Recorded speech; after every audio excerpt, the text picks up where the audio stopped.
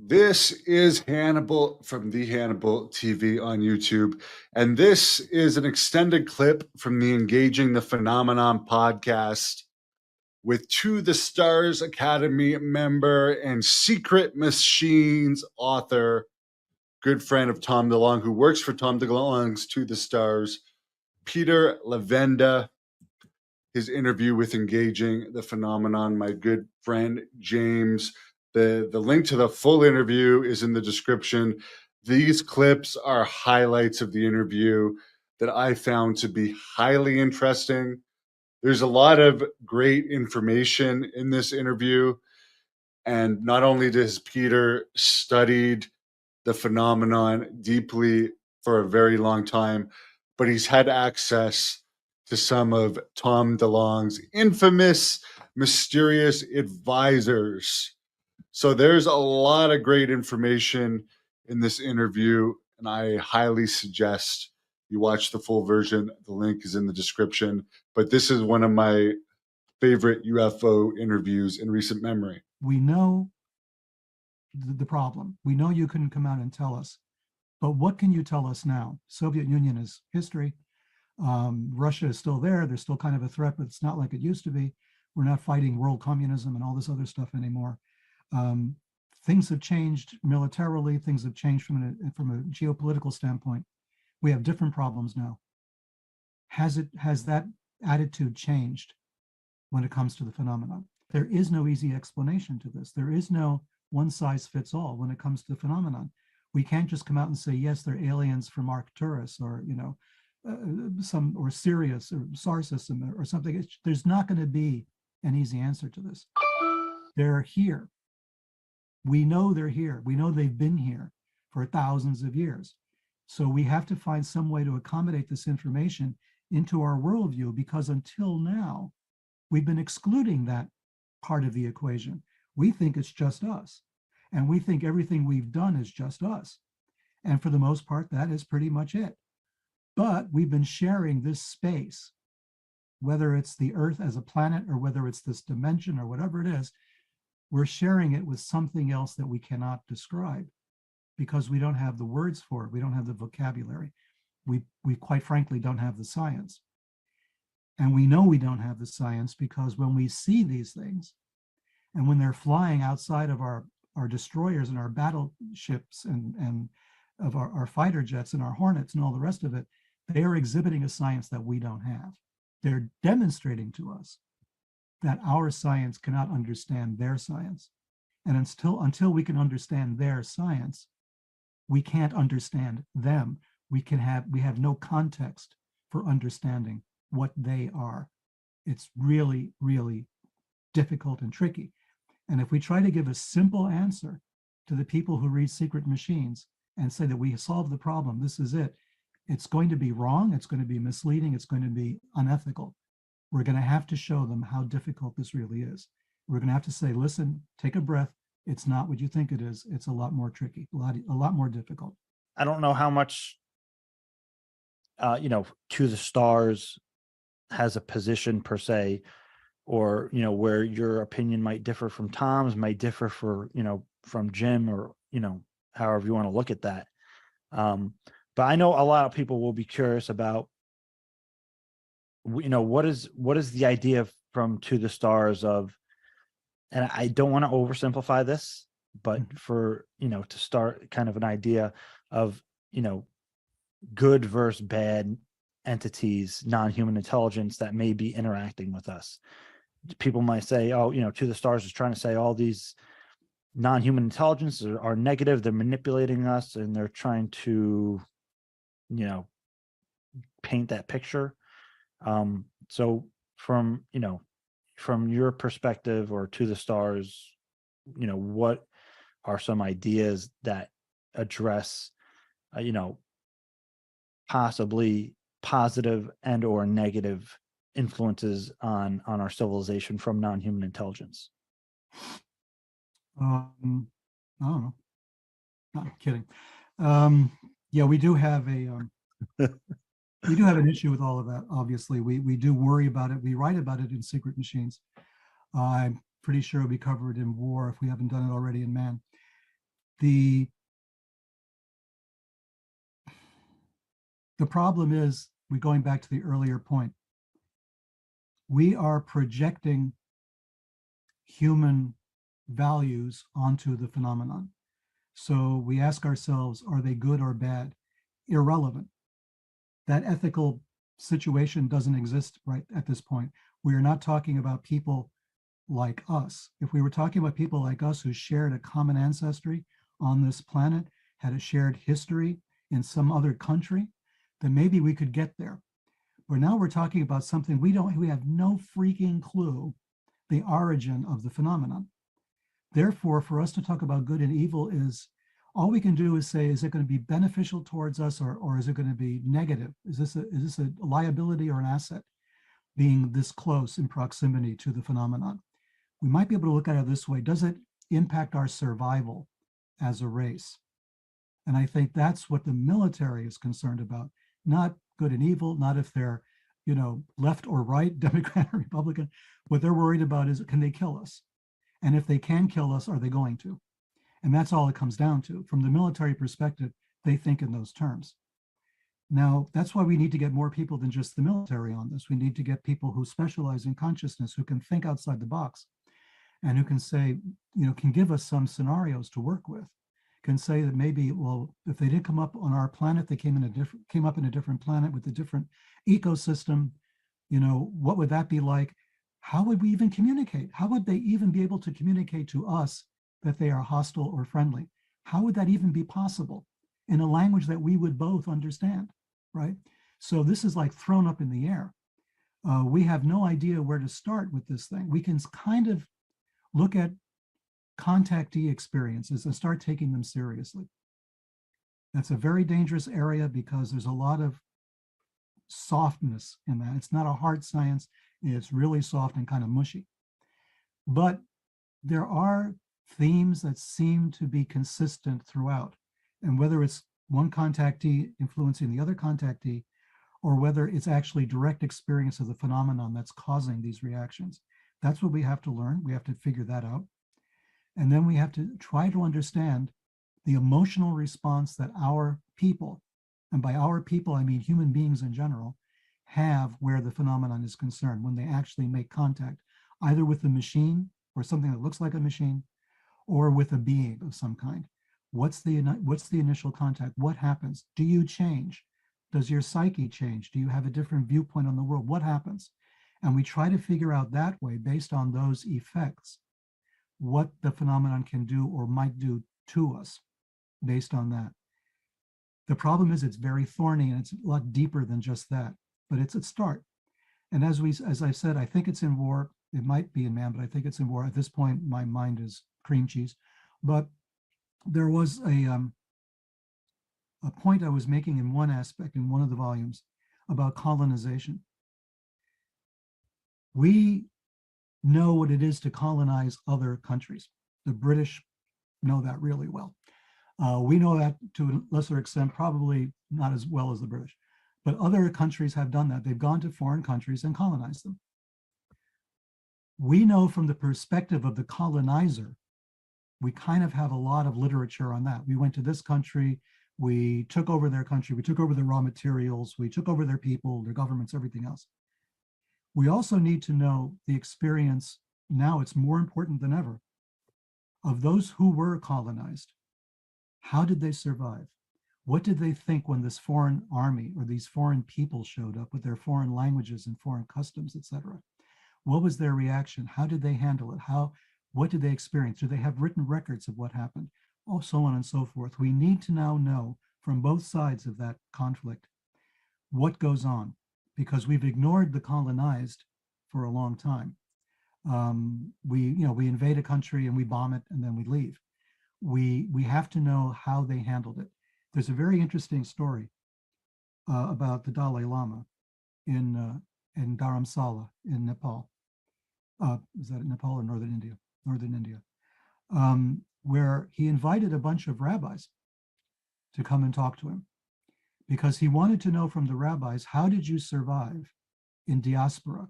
How did you keep your religion together, your culture, your language? How did you manage to do that? because we as Tibetans now, we've got to figure out how to do that, at least the ones who are in exile. We want to know how that's done. And what we need is a more global approach to this. We need to know, because we may be in the position one day of having the entire planet being colonized. Maybe it's already been colonized, we just don't even know it. So we need to kind of know what our options are, how to deal with it, how to react towards it. So when you're asking about, are they evil, are they good, are they demons or angels, that gets us back to a little cabal within government and within the Pentagon and within private industry, where there is this idea that you don't even talk about the phenomenon. You don't look at it, you don't describe it, you don't analyze it, you don't record it, because you're dealing with things you're not supposed to know. And these are evil spirits. They're something that God doesn't want you to know. And as one famous engineer once shouted, "You're not supposed to know this until you're dead," right? That famous quotation. So there is a group of people who do resist us understanding more about the phenomenon because they've totally framed it in a religious context. And this is not just me coming up with it or just our advisors telling us this. This has been covered in the news. It's been covered in news reports in the open source. There are people within government, congressmen, people at the Pentagon as well, military people, who think that this is something evil, it's something dangerous, it's satanic. It's, I think it was St. Paul who warned us about, evil coming from the principalities above or something. So we have this idea that we are in danger from these things. And it's the best thing to do is to pray, to keep yourself, going to church on Sunday and protect yourself, because otherwise these things will come and screw with you. So we need to deal with that as well. So it's not just a bunch of hard-nosed, pragmatic scientists trying to solve this problem. They are butting heads against a lot of people who have power, who have contacts, who have charge of money in some cases, saying, no, we're not going to explore this. We are not going to study this. It's something from the devil. It's something satanic, and we have to avoid it. And that just makes things even more complicated for any of us who are trying to figure out what to do with this material. And there's this idea, especially now, there's this sort of backlash of evangelical thinking on these things, where they're lumping a lot of the technology that we're seeing and the phenomenon itself, they're lumping it in with, devil worshiping and Satanism and everything. But I personally don't see the connection, right? But there is something that has always bothered me about the famous Tic Tac incidents and all of that. And that was the famous case where, and I've mentioned this before, it's something that stays with me, and it's the freakiest thing about this that nobody seems to focus on, is that when the pilots were chasing the Tic Tacs, their commanders on the ship were telling them, okay, don't follow them now. Meet up at your CAP. It's like an access point in space, right? The coordinates are three-dimensional. Meet up there. And the thing is, nobody knows what that point is. The computer generates that on board ship. So the computer on the ship sends a message to the computer on the plane, says, go to these coordinates. And as they're preparing to go to those coordinates, right, the ship radios them and says, guess what? Those things you were chasing, they're waiting for you at that access point. How the hell did that happen? Yeah. Okay. That's a consciousness trick. That's not technology. The computer itself didn't know the points. It was generated by the computer to meet in a specific location. That's part of our security apparatus. That's how we keep things secret from the enemy. And yet the Tic Tac, whatever the heck the Tic Tac was, knew to meet the aircraft there. We're waiting for it there. How did it know? So this thing has always been bothering me because there doesn't seem to be a rational explanation for it according to our technology. We then have to make the leap into that murky field of consciousness to describe what's going on, to try to get a handle on it. And once you're in consciousness, you're in that space where you've got angels and demons and gods and fairies and elves and Harry Potter. Everybody's in that, right? So everybody's in there. They're all jostling for, their position there. So you have a lot of, you have every religion in the world has a piece of that consciousness space. So how is this Tic Tac, what position does the Tic Tac hold in that space, you know. So you can have Pentagon people saying, well, they're not Christian, you know. Yeah. Well, you know, then what? You know, if they're not Christian, then blow them out of the sky. So we're in that mentality. This is the thing that I'm afraid of, right? So this is where we're at. So yeah, it's scary. It's standing in our way. We can't figure these things out unless all these other people get out of the way so we can take a cold, hard, pragmatic look at it. Whether it's phenomenon as in a singular intelligence or possibly, you know, several different phenomena. You know, the UFO phenomenon itself could at any point could have and could just disclose itself at any point. We know that, right? It obviously has that potential, but it doesn't. So do you think that part of the UFO cover up has been enforced or influenced in any way by the phenomenon? Well, there's an implication in what you're saying that there is a plan or a method or a strategy on behalf of the phenomenon. And that may not be so. It may just be living its life, you know. Right. It wasn't until the last 100 years that we were in their space. We had never been in space. We had never been in the air. We never had an airplane until the Wright brothers, basically. We had balloons, and they came and went down. They were not, you know, that useful. But we did invent, you know, planes. It was in the beginning of the 20th century. For thousands of years, we lived on the ground. So whenever we saw the phenomenon, it's when they just appeared over where we were. And it was there. And Jacques Vallée co-authored a book on this, a very thick book looking at the historical, you know, sightings going back down to the earliest recorded sightings. And they were there. The phenomenon was there, and it was discussed and described almost exactly like we do it today. But then suddenly, within the turn of the century, the late 1800s to the early 1900s, now we're in the air. We've invaded their territory, right? I call it the government of the sky. We went and invaded their territory. We have planes up there. My God, do we have planes? We had all kinds of aircraft up there in the last 100 years. We've had jet aircraft, propeller aircraft. We've had rockets that we've sent to the moon, and satellites that we've sent to the far reaches of our solar system. We've suddenly gone where they are. And I think that may be one of the reasons why this has picked up speed, or seemed to have picked up speed so much recently, is that we're now all over the place. I mean, we go off the coast of California with our jets and suddenly the Tic Tacs are there, right? We would never have seen them before, right? We have these sailboats and we're out there and we have our sextants and our astrolabes trying to figure out where the hell we are. Now we've got this equipment and we're out there like crazy. We're sending up jets from the deck of our aircraft carriers out into their area.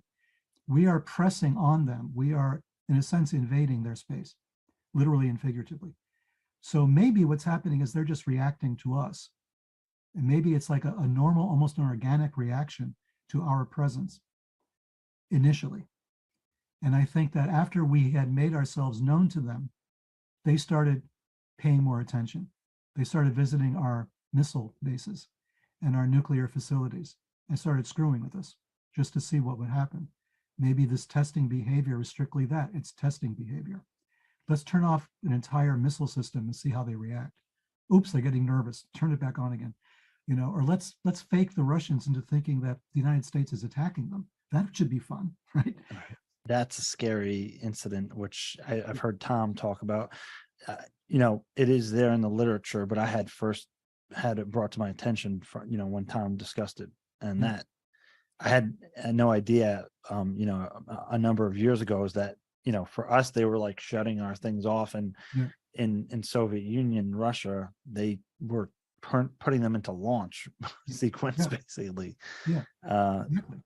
They were saying, let's just see what happens, right? It got to the point, I talk about this in war, it got to the point where there was one military base, Russian, Soviet base, where they figured out how to make them show up.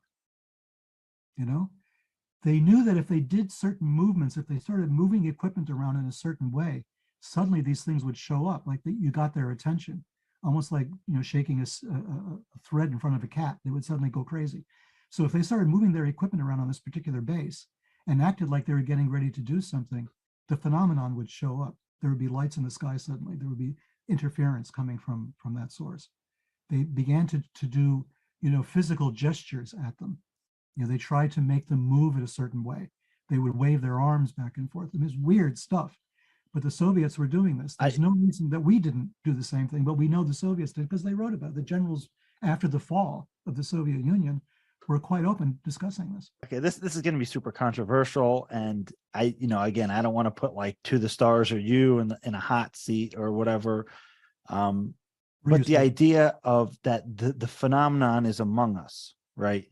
Mm-hmm. There's been talks about the non-human intelligence literally walking among us. Robert Bigelow has discussed it a number of times. Human-looking non-human entities, to those, those kind of ideas. What do you think of that? Well, I can go back to my own infamous Men in Black experience, which I'm sure you've heard me talk about. No? Cool. This is new. All right. Many years ago, it was at the time of the first Gulf War. I remember it from that point of view. I was living in a small town in New England, in Rhode Island, in the middle of nowhere, basically. And I was living in a house. There was a driveway that goes down to a highway. I mean, not a highway, a two-lane road. And I'm coming back from shopping. I'm unloading the car. So this was about 1990, I guess. And I look up and I notice an old model black Cadillac parked in front of my house with somebody with a wide angle lens taking my picture. And I'm freaking out, like, what the hell is this all about, right? I put down the groceries and I run over to the car. I want to see what's going on. Like, this is a small town in New England. This stuff doesn't happen. The car takes off. So I said, I'm going to follow the car. I run back to my car. I'm going to get in the car and drive off and follow this guy. When another car pulls into my driveway, blocking me, and it's another old car, it's a sedan, a station wagon, rather, with the wood paneling, these really old cars. And inside are two little women. They look like Manson family members, right? They're kind of like Squeaky Fromm looking. And they get out of the car to ask me directions, effectively stopping me from following the Cadillac. And they ask me, they say, do you know where De Vilbius lives? This is imprinted on my mind, right? I'm looking at that, like, what the hell? No, I never heard of this, go away, right? They get out of the car, they're wearing these cloth coats, these weird, like old-fashioned garments, an old-fashioned car, and they're sort of, cream complexion, sort of reddish hair types. And they're looking at me very sweetly. Do you know where De Vilbius is? And I say, no. They get back in the car, drive away. By that time, it's too late for me to follow the Cadillac. Stupidly, I didn't realize this car was part of that operation, whatever it was, right? Because they effectively came and blocked me and made sure I couldn't follow them, which means that they were right there, right behind the other car, which I did not see. There you go. So I'm kind of like freaked out. I don't know where this came from. So I do a search. I'm looking for De Vilbius. There is no De Vilbius in the entire state of Rhode Island. Didn't exist. There was no such name, right? But there was a De Vilbius in Ohio. They had a factory that made equipment. And I realized that I had known that factory's name because a year previously or so, I had contacted them with an inquiry about something. So De Vilbius was in my brain, but it only exists out there 1,000 miles away from Rhode Island in this weird little obscure factory. And the name popped into my brain. Okay, fine. Weird, but can't explain it, don't know. A few years later, about almost 10 years later, I'm in the airport in Singapore. I'm trudging through the airport. I was based in Kuala Lumpur at the time in Malaysia. Frequently, I would fly into Singapore from other countries and stuff and catch a flight to Kuala Lumpur. And I'm dragging my suitcase through Singapore. When somebody hits me on the shoulder, on my left shoulder, taps me on the shoulder, I stop and I turn around. It's one of the girls from the car. And she kind of waves at me and smiles and walks away. I turn around and I go chasing after her. She's gone. I don't know where she went, but she hit me. I hadn't even thought about these people in that amount of time, right? They just ceased to be an issue. But that made it come flooding all the way back. Just hit me on the shoulder. Hi, we're here, and took off. It's important to realize that I never had a UFO sighting at this point. Never saw a UFO, but I saw Men in Black. Like, why is that? The guys in the black caddy were like, cookie stamp Men in Black guys, right? And then they're followed by these two women in the weird station wagon with the wood paneling. This is just the weirdest thing. So what was your question? My question was, non-human intelligence walking among us, whether they could pass for human or whether they're able to take that form and interact with us in that way. As far as I'm concerned, that's what that was. Now, I have no scientific basis for that. It's just that the accumulation of things that had happened made me think that, that I was looking at something that was trying to look normal, but was like 30, 40 years out of date, which is the Men in Black experience, right? That's always something that's too old and it's not quite right. It's not quite the same. And this seemed that way. It seemed, my impression, I've always said, was like, these were like Manson family women. They were not. It was my reaction to that. It's as if they cloaked themselves in something that I would see. And they stopped me from doing what I was going to do, because I was going to chase that car wherever it was and figure out who they were. And I was unable to do that, even though I had in front of me the actual proof, these two girls in the car, which was part of the same thing, had to be. And I could have followed them instead. But instead, I was too discombobulated by the experience that I realized the car was gone. And I gave up before realizing, wait a minute, it was a two-car team, right? Yeah. So I don't know. So do I think it's positive? True. Yes. Whatever is behind the phenomenon. This anthropomorphization that we're doing, my God, I can't get that out. I need more coffee for sure. But it's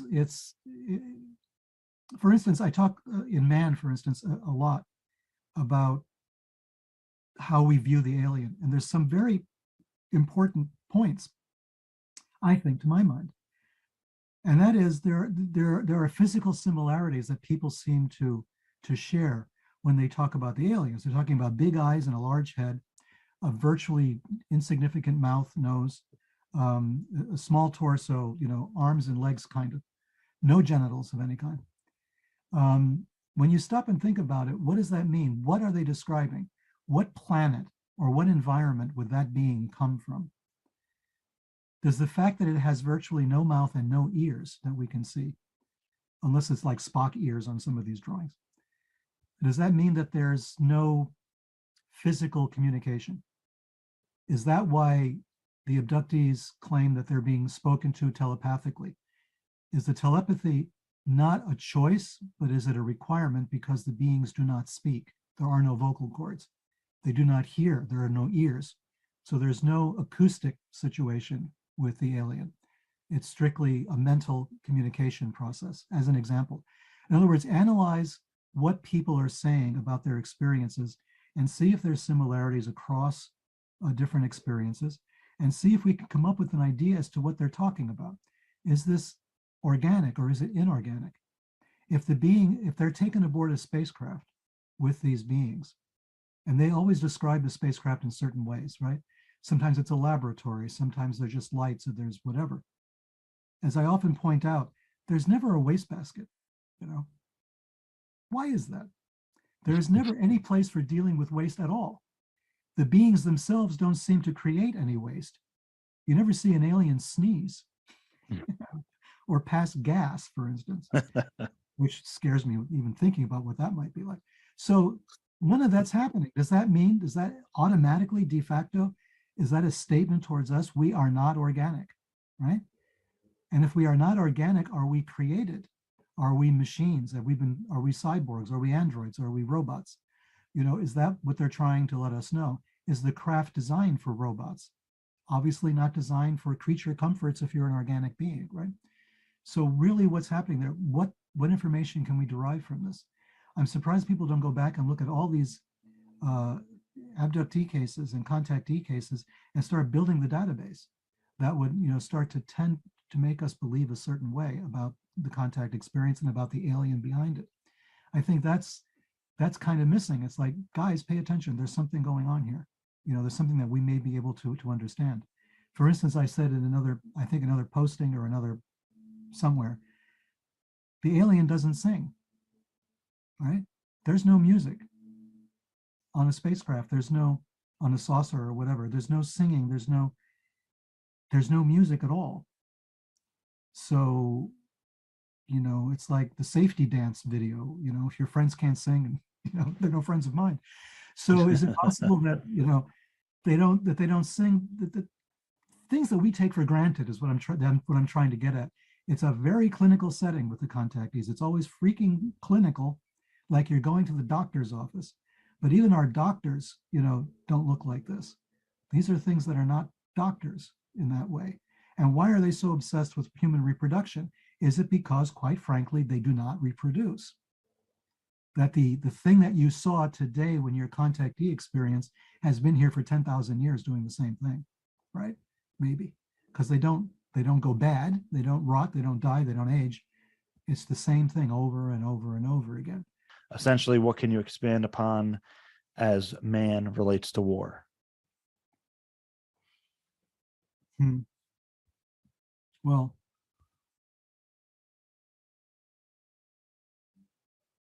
I have to think about that, to try to make a bridge between the two. As I said, it's gods and man really culminate in war because of the religion and the science, right? Which are the first two books.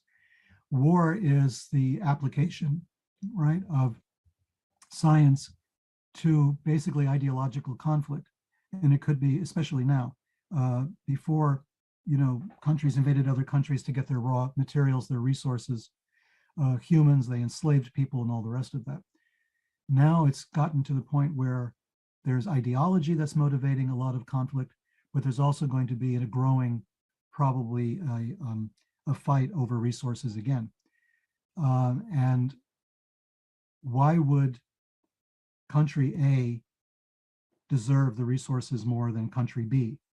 And the arguments are going to be made, well, country A is communist or it's fascist, and country B is democratic or it's whatever, or this country is Christian, this country is Islamic, is Muslim. So there's going to be these ideas where we're going to frame our conflict in these ideological frames. So we're going to use that as justification. Instead of working together, we're going to use that as justification for killing each other. And we witnessed that during the 20th century in general. The whole 20th century was going crazy with conflict because we had great new tools to use, great new weapons. We had the airplane, we had bombs, we had tanks, we had the atomic bomb eventually. So we had missiles, we had all the rest of it. It far outpaced our spirituality, right? It just went crazy. Christianity was still there, not sure if they like Jews or not. And then here we are with the atomic bomb, we're dropping on entire populations and incinerating them. We could not keep pace with our understanding of science, our understanding of the spiritual component of humanity. It's virtually non-existent. We went to church on Sunday, we went to temple, or whatever, but that was our frame. The rest of the week we were going nuts, killing each other. So with war, in the volume of war, that's happening. And at the same time, there's the Foo Fighters. And then there's, Roswell, and there's Kenneth Arnold. And there's this challenge to the paradigm. There's this challenge to the way we understand ourselves and our conflicts with each other. There's this thing from out of left field, which is a challenge to everything. And our reaction was bury it, right? Yeah. We can't deal with this now. Just bury it. We're busy with the Russians. We're busy with the Chinese. We're going to go to Korea. We're going to go to Vietnam. All of this is happening. Indonesia is falling apart. First they had, Sukarno, then they had Suharto, and all this is happening. And there's the days of living danger, the year of living dangerously. We've got this going on. We've got that. We've got things blowing up in Latin America. I was in Chile, right? I mean, Chile was under martial law. It was the weirdest place I had been probably in my life, was Chile under Pinochet, with the military every place, curfews and trucks and tanks. And I mean, none of it made any sense. And then suddenly the UFO shows up, right, out of nowhere, and it like beams down and it says hi, and then it disappears. You know, war suddenly became something different. The battlefield changed.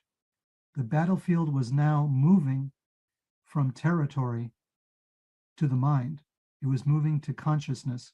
Psychological warfare suddenly became a thing. As the Nazis called it, worldview warfare. That was their term for psychological warfare. Change the world of the other person, and then you win the war. The idea was change consciousness. CIA started it. The military did it. Michael Aquino, famously of the Temple of Set, right? The dread Michael Aquino. What was he doing during Vietnam? He was in charge of the Phoenix program, which was this weird program that was a combination of things, but included mind control efforts, psychological warfare operations against the North Vietnamese, right? CIA was thinking, what if we broadcast a hologram of Jesus over Havana? Wouldn't the Cubans rise up and get rid of Castro if Jesus was telling them to? Yeah. So they were actually manipulating this. In the Congo, we were coming up with, let's use vampires. In Vietnam, the same. Let's create this idea there's vampires everywhere, and the vampires. Yeah, it sounds funny, but the documentation is thick. Yeah. And Aquino was involved with this, right? So, and he was very open about discussing it with me. I mean, our idea of warfare started to move into the consciousness realm. And as we moved into the consciousness realm, we moved into psychological warfare. We were butting heads right up against the phenomenon. So people in the military, and I think countries around the world, said, this is great. We can use this. Every time we're trying to hide something, we'll blame it on the UFOs. Everybody thinks UFOs are nonsense anyway, so the whole thing dissipates. It goes away. Nobody pays attention.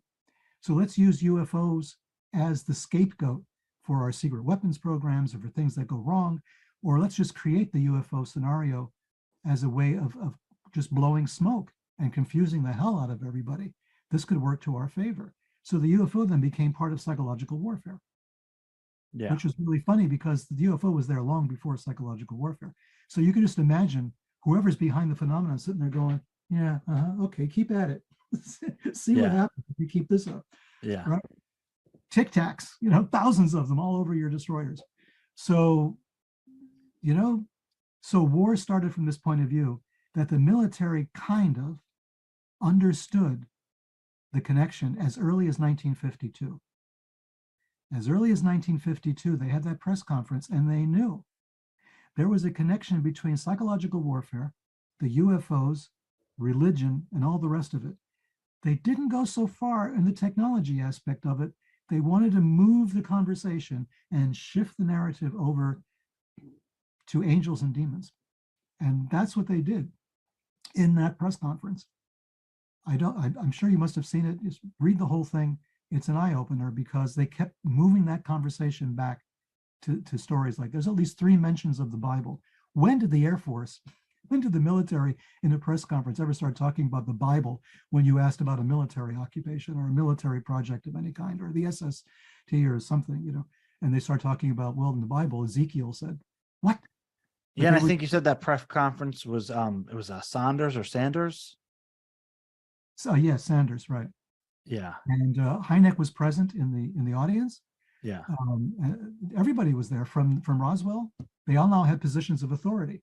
They were there for the crash in 47. Right. And now they're running intel at the Air Force in 52. Yeah. What does that connection mean? How did Right. that happen? Yeah. I remember Roswell was the only squadron that dropped the bomb, right? Yeah. So they had the atomic bomb connection. And even before that, who was at Roswell but Goddard? Goddard went to Roswell to set up his secret laboratory because he got tired of dealing with the government. Robert Goddard, who was one of the rocket pioneers.